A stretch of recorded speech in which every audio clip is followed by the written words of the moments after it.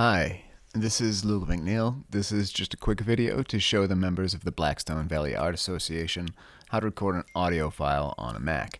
Here's my Mac, and to do this we don't need to install any software or anything. There's a tool built into the operating system, so it's just part of the machine. To get to that tool, we're going to hit the Command key and the space bar at the same time. And when you hit Command and spacebar, it brings up this little spotlight search window, which lets you pull up any application on your Mac. It also lets you do math, so that's a quick little tip here. 4 plus 4 is 8.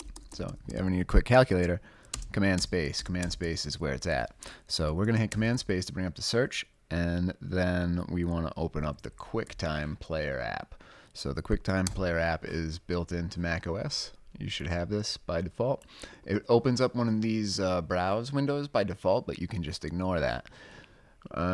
We need to go up to this file menu here and hit New Audio Recording. So New Audio Recording is going to change this window into a little audio recorder window, and you'll get one little button here. This is to start your recording, and this little down arrow. And if you happen to have more than one microphone connected to your computer for whatever reason, sometimes they're built into the monitor, sometimes they're built into your webcam, sometimes there's just one built into your laptop. This is where you can choose, if you have multiple, which microphone you want to use. So if the default isn't working for you, if you're speaking and these little bars are not moving to indicate that the volume is getting captured, then check and make sure that you're using the correct microphone.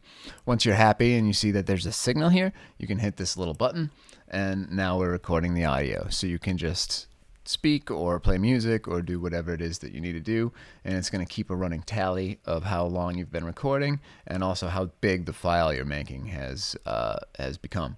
So once you're satisfied with this recording, you can hit stop, and then it's gonna allow you to review this, so you could play it back and make sure it's all right. When you're satisfied, you can save it. You can either hit the Command key and S to save, or you could go up to this file menu and then select save. So we select save, and it asks, what we want to title it. We can call this voiceover, and we'll save it to the desktop, right? If that's not the default, you can drop this down and find your desktop or wherever on your file system you'd like to save this to. The desktop's going to be easiest for us to find it. So let's put it on the desktop, and I'll hit save, and then you can see over here, here's the file, voiceover.m4a. So now we could open up our Mail app. So I use Command space to bring up Spotlight, and now I'm opening up my Mail application, and I could just create a new mail here, this little mail button, and I want to send this. Come on. Oh, sorry, that's the wrong button. This is the check mail button. I want the new mail button, and then we can type in Lisa. Boom, that's Lisa, and we can just drag this file into that email. So that's how we'll be able to send this file to Lisa.